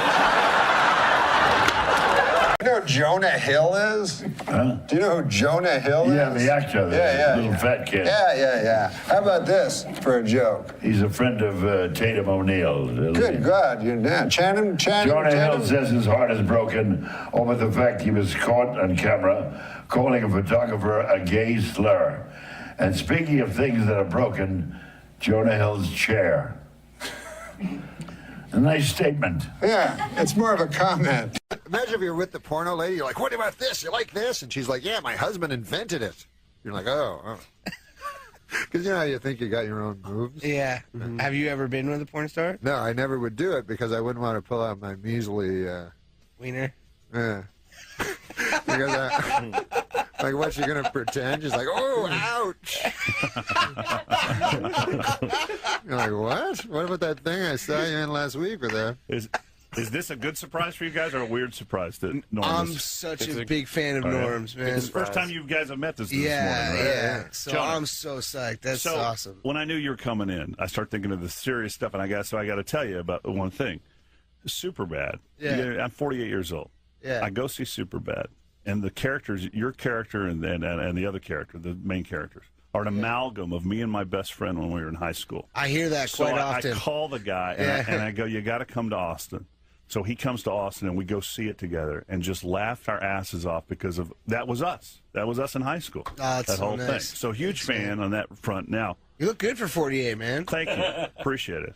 You got a guy who looks like Bruce Springsteen. You got a guy who looks like he's 25 and he's 48. How old do you think a he is? good-looking bunch around here. How old do you think he is? Good-looking city. How old do you think Bob is? I would say 34. Try 53. Yeah, well, that's how old Bruce Springsteen is. No, he's 60. Yeah, he's 60. But Why'd you listen pick to this. 30? Damn. Huh? No, I'm darkness on the I'm darkness on the edge of town. It's like he looks like Wilford Brimley. How old? 20? 20-year-old Wilford Brimley? 4 or 5 years old? Go way too much. What are you, one? 1 years old. Now, Bob saw the movie last night. Thank you for that compliment. I sincerely Man, I'm appreciate telling it. you what, Thank you. that movie, and I said that's like, I don't buy, you rent movies. You don't buy. That's the one movie I've saved, and I watch That's it over cool, and over. man. Thank you. Bob saw I the had a movie chance last to go, night, man. and I loved it. And before you come in here, Oh, you saw Get Him to the Greek last night. Yeah, we I would was there. lie to you if it was. If I we, wouldn't have come. I would have called in sick today if it. Well, no. Because, we would have told our listeners what we thought of it, like the first hour when you guys weren't And then- up. yeah, and then then we we wouldn't have lied. known, We would yeah. have lied and kissed your ass when you came in here. But Yeah. he said I don't want to give anything off away the air about it either, because there's so many surprises in that off movie. the air this morning, I said, seriously, how was the movie? And I've seen the trailer. The trailer's hilarious. And he goes, but a lot of times the trailer's hilarious and the movie sucks ass. Right. He goes, I think "Dude." our movie's better than our trailer. He goes, dude, I hate. it was laugh out loud funny. I hate people that you compare movies, say it's like this, it's like, but it's like it's all the best stuff you would expect from a Jonah Hill movie with a little bit of Spinal Tap mixed in, and it reminded me a little bit of Almost Famous, the sweetness, That's awesome. the sweet parts of that, because you play a character that's like Nick literally pitched it to me as like a dirty, Almost Famous. you're teetering. you're one of those characters teetering on boyhood and manhood, right? Yeah. You're like responsibilities versus Yeah. being this kind of rock fan, and I loved it on that level too. Of just that of your character, of just being this guy that just doesn't know he wants to commit. He doesn't. Yeah. He's facing all these things for the first time, but it's hysterical. You're going to see things in this man. movie that you've never seen on film before. I got to look at the rock star. Dagwood? No, the rock star. Aldous. Yeah. There's really not. There's really not an equivalent in real life. Sounds good, though. Is it in the theater? There's really no single British. I wouldn't have had a chance. There's not really any single like solo British rock stars like that anymore. Are there? Is he like the closest Bowie? But Bowie's old. I feel like Jack White. Oh yeah, Jack White. I mean, the closest we were thinking was like, but he's not like a bad boy, but like Chris Right. Martin, like was Yeah. like kind of the closest equivalent. You know? But none of them behave like that. No, none like of them in behave like behavior, that. it's more just. But it's more like taking a 70s, 60s rock star and putting him kind of in. Pete Doherty. Yeah. That's who it is. I mean, that's Right, really, you're right, really yeah. who we and he's mega famous in England, obviously, and less so here. So Nick, yeah. I'm IMDbing you, which is not a sexual term anymore, but you directed one of my favorite television shows that didn't make it, Undeclared. I was a writer on that. Oh, yeah. still. Yeah. What a great Great show. Were you on yeah. that show? Was not, but a big fan of it. Yeah, it was like a great. You knew it wasn't going to last because it was too good. Well, we knew because we premiered on September 11th. So that's how we knew it wasn't going to last. Actually. I didn't know that, really. And Dale, you got to see that everybody's great in this film, but Sean Combs. He steals it. Oh my God! Yeah. He blows up in this movie. He's so funny. In it. Unbelievable. And what we had you were doing the Q&A while the credits were. You started the Q&A while the credits were rolling. I know his face popped up at the end of the movie, and I missed it. Now I gotta go back and see what he said at the end. It's a teaser for the Avengers. Oh, okay. For Thor. Dude, you would love it. Wait, so how old was Nick when he was directing Freaks and Geeks and Undeclared? Or was how old were you when you were writing for Undeclared? For Undeclared, I was. Well, Freaks and Geeks was first, right? I know I didn't work on Freaks and Geeks. Oh, You were still in college. You Yeah, I was still in directed. college. We withdraw the So question. how were you when you directed? I was 24 when I was writing on. That's pretty awesome. Yeah. So the story. Like, remember when you were 24, what you thought was funny or good? You know what I mean? How hard it is to actually do good stuff when you're 24.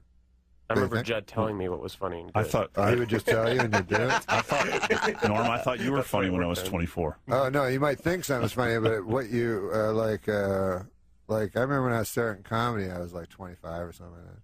But Eddie Murphy was already a star, you know, and he was 19. Yeah, 19. Wow. Yeah. And I was like, how can that guy be funny? Because I remember what I thought was funny when I was 19. It was all lame. On Undeclared, one of the writers was Seth Rogen. He was also obviously one of the stars of Undeclared, but he was 18.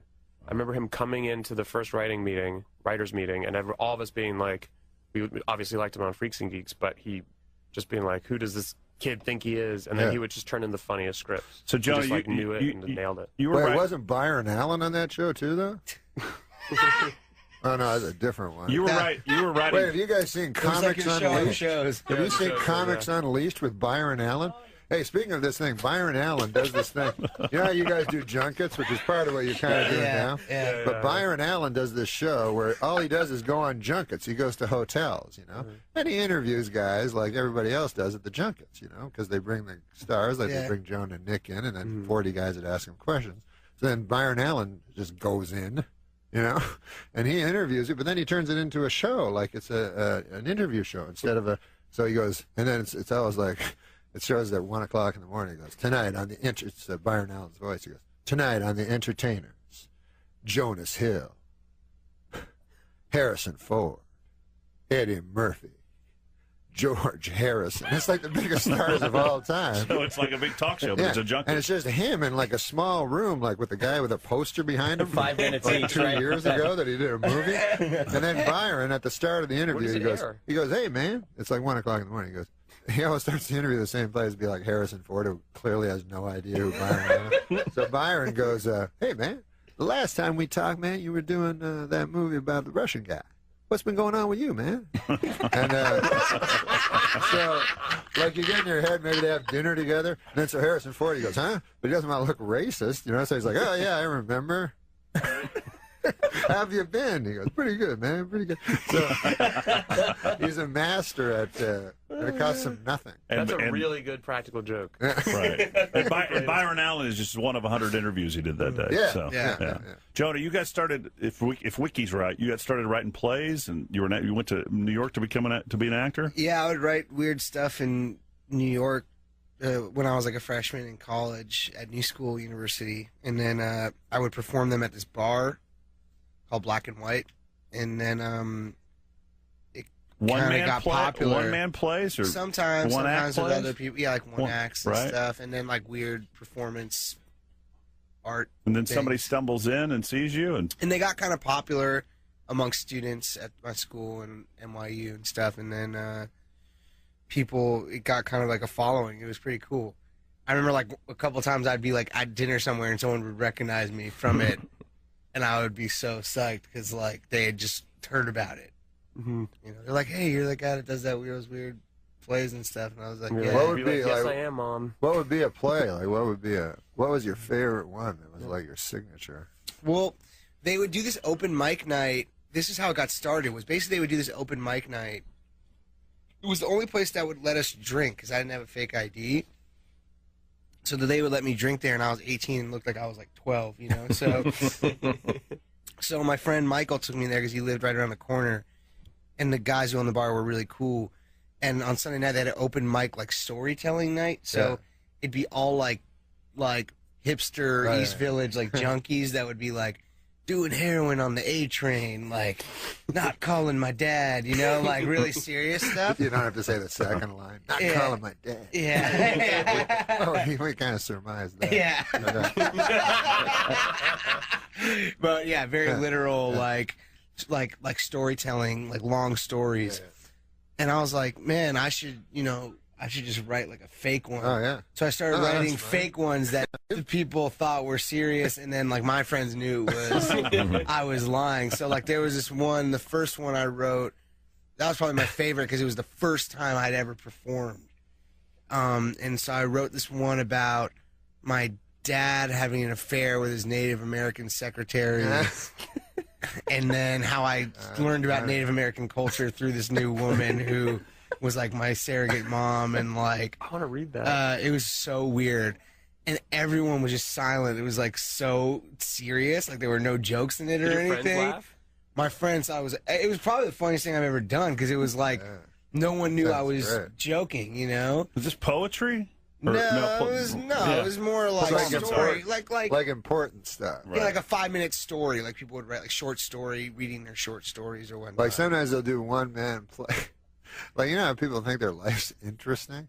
So I said this one man play. It was an hour and a half.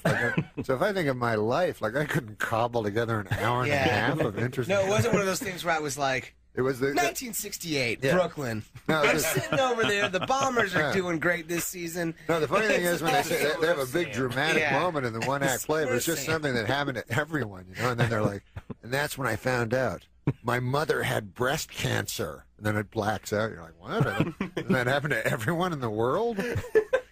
It's supposed to be all dramatic. We have a gentleman that. Never heckle mind. him? No, we have a gentleman who does. I used to, when I was on Saturday We've Night, had a guest, when I was at- a one-act play guy that comes in. Used to come in a lot. All right. But one act plays are great. Like when If they're you have- good, if yeah. they're good, like not one man plays, one act. Well, no, one this is act a one-man plays. show guy. yeah. One act Yeah. plays. Yeah. Story. Yeah. One act, one man They're my play. favorite. All right, we're my gonna favorite. let's You do break that? Have short. you ever done that in your acting career? That's how I started. Then I started writing one act plays. Real one. Yeah. Oh, that's cool. You guys know how I find this interesting? No, we do. It's just there's 1, 2, 3, 4, 5, 6, 7, 8 open mics right now. And I just don't know if we're making the Universal people Yeah, happy. and let's right? make We sure gotta that we're talk about plugging this the film. movie. Get them to the Greek. Can we take a break? Come back. And it opens today. Is that right? Would you June guys- 4th. And June would you guys be up to taking some phone calls from our fine listeners? Yeah. Yeah. Yeah, sure. All right. Cool. If you guys have any questions for Jonah or Nick or hell, Michael McDonald. Who else is in here? Wasn't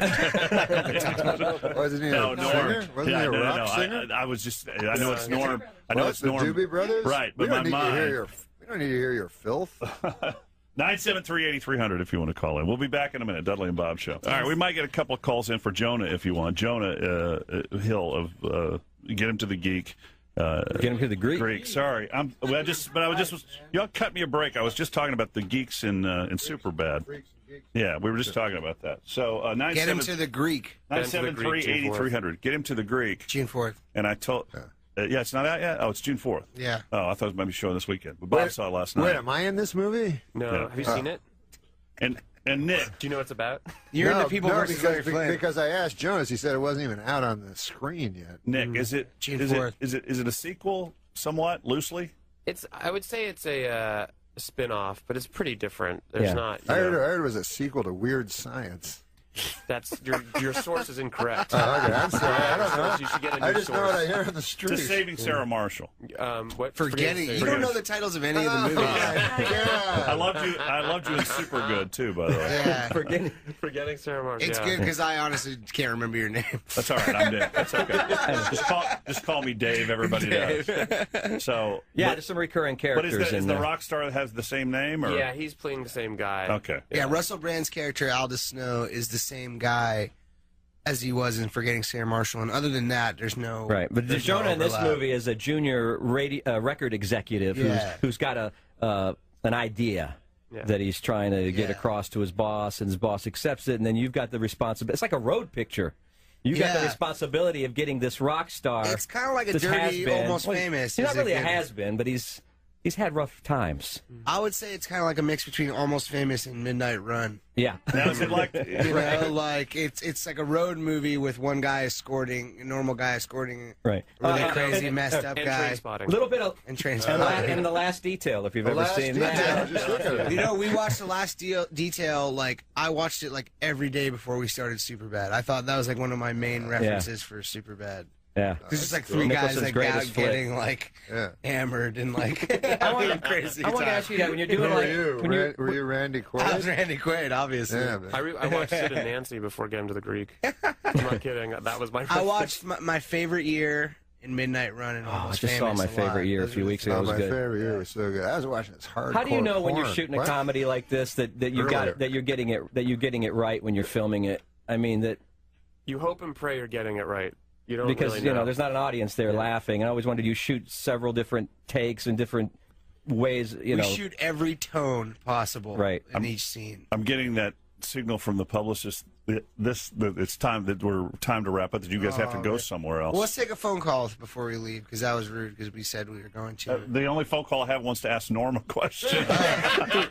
Okay, great. Well, I was just trying to be respectful. No, you're very fine. Listen, I'm a big fan. Well, it's kind of crazy in here today. I wished I had about 1 million questions for you. Oh, man. Well, no. I wish I had questions for you. Listen, I wish I knew the names of your films.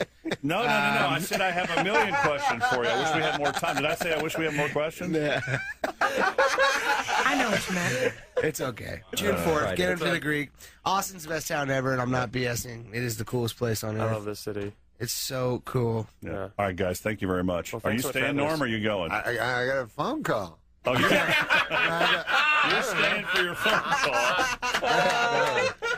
My apologies that great to meet Thanks. you. Great meeting Yeah. you, man. Really. Thank you guys for having us. No, Yeah, thanks thanks for very much. coming in, guys. Get them to the Greek starting June 4th. Thank you. Well, thanks. Appreciate it. Hey, man. Yeah, Much I'll success. go see I think the you'll do movie, really man. well. Bye. Nick, see you thank around. you. Of course, thank you for Thanks. Thank you guys See so you much. in LA, man.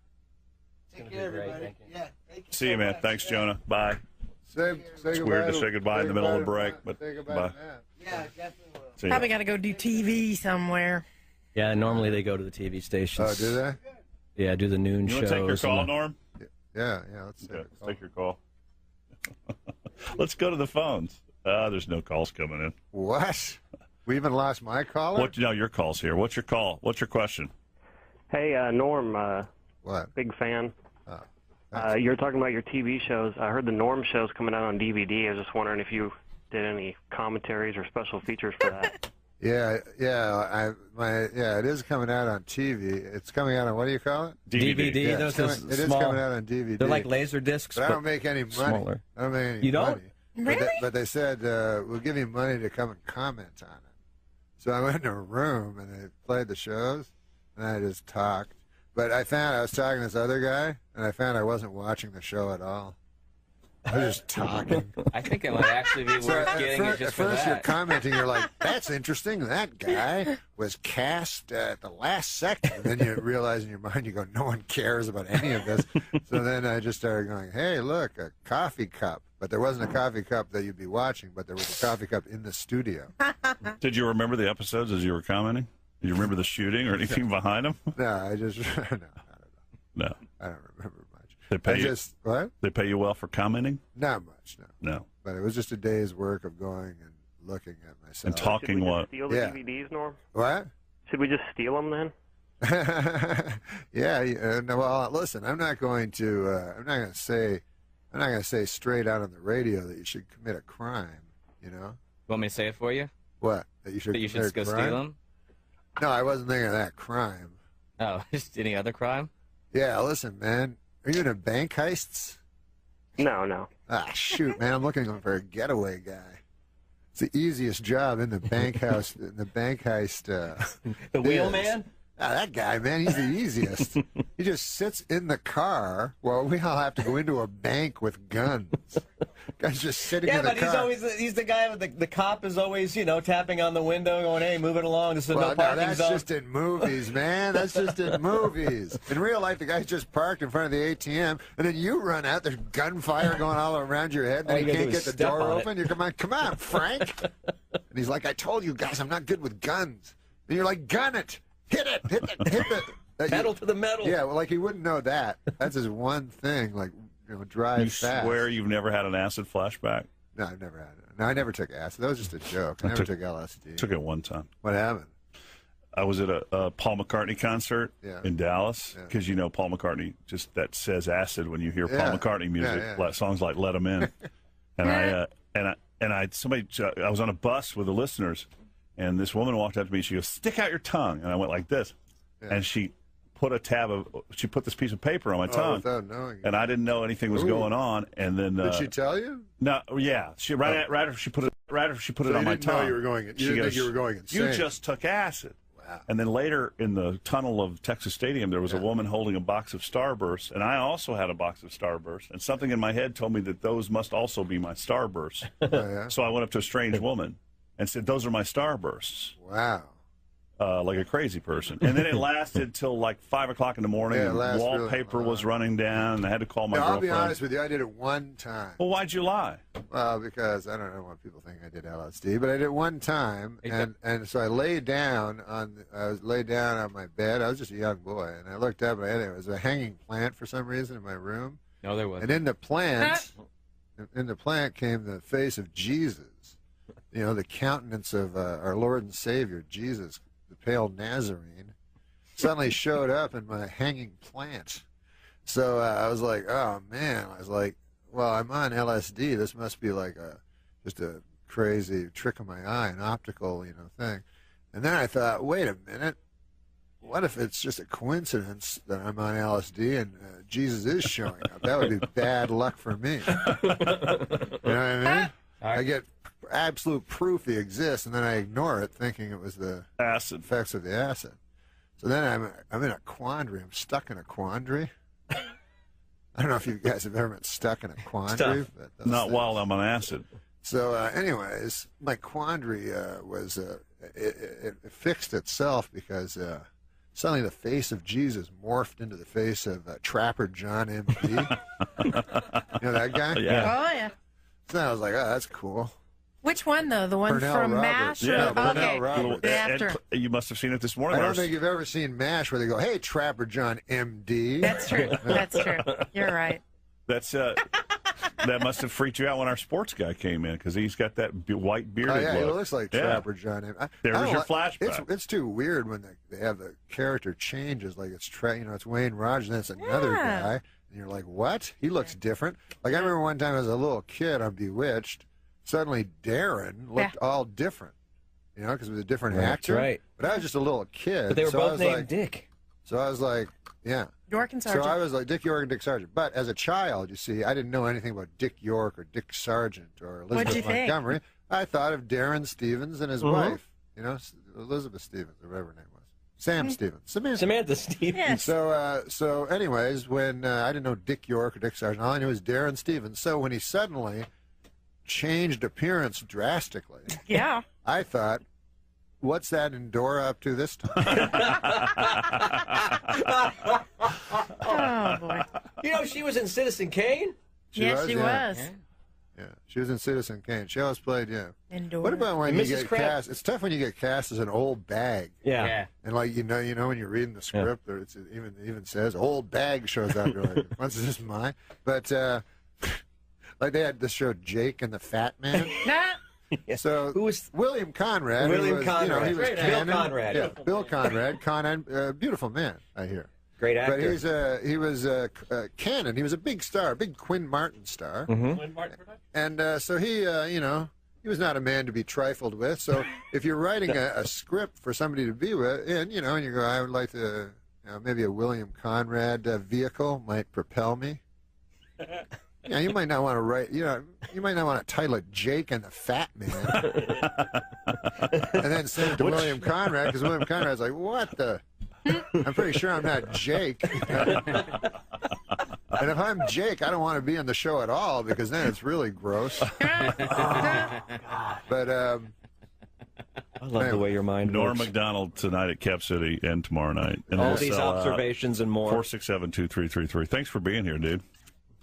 Thanks a lot. Listen, God bless in the name of the pale Nazarene. What? And hey, what about this, man? You're. It's like the Energizer Bunny. I love that. This lady told me this thing. If you're a Christian, you're kind of reviled nowadays in today's society. You know what I mean? Mm-hmm. You're looked at as a joke, kind of. Bill Maher makes fun of you. But let's say you're a lady and you believe in astrology, right? Then suddenly everything's fine. Nobody thinks you're an idiot.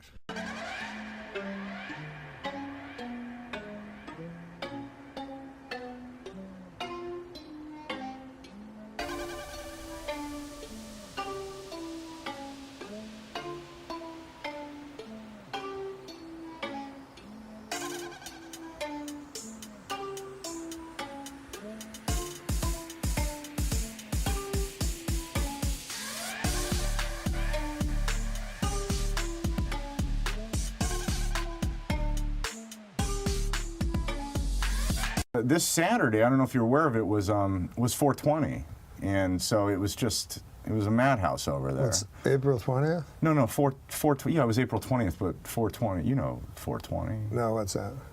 How do you not know? You've never heard of 420? Well, it's a big deal. I mean, it's real popular in the culture right now, and everybody's wearing 420 shirts, and you see 420 bumper stickers, and everyone's talking about it. 420 is a code term used primarily in North America that refers to the consumption of cannabis, and by extension, a way to identify oneself with cannabis subculture. Observances based on the number 420 include smoking cannabis around the time 4:20 p.m. as well as on the date April 20th. No, that's not what mine says. What does yours say? Mine says 420 was the birthday of Austrian-born German politician and the leader of the National Socialist German Workers' Party, a fellow went by the name of Adolf Hitler. This guy, there's a picture of him. Adolf Hitler, very compelling kind of a figure. Odd-looking duck. But there's something about his eyes. Hypnotic. People always fucking want to murder Hitler with their time machine, right? But then I feel if I got back there, I'd be afraid of falling under the spell of his fucking beautiful eyes. It's true. Anyway, a widely discussed story says that a group of teenagers in San Rafael, California, used the term in connection to a fall 1971 plan to search for an abandoned cannabis crop that they had learned about. Huh? His eyes are almost entirely black. Hold the fort. He hated Jews. These guys, they plan to meet precisely. You know what he reminds me of? Dave. My best your friend buddy. Dave. Yeah, I know Dave. That guy hates Jews. He sure does. I hear about it all the time. I'm thinking of breaking up our friendship. It's probably a good idea.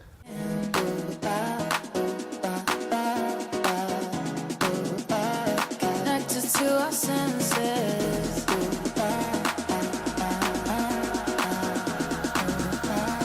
Found a way to legends that we share. You know what? I'm sick of these kind of characters. I think we should kill Hitler. Me and you go suicide, kill him. Yeah, it was like he died 50 years ago, probably. Did he? I didn't Yeah. even know he was sick. He wasn't. Well, no, that's fine. I wish I could find a Hitler of today and go kill him.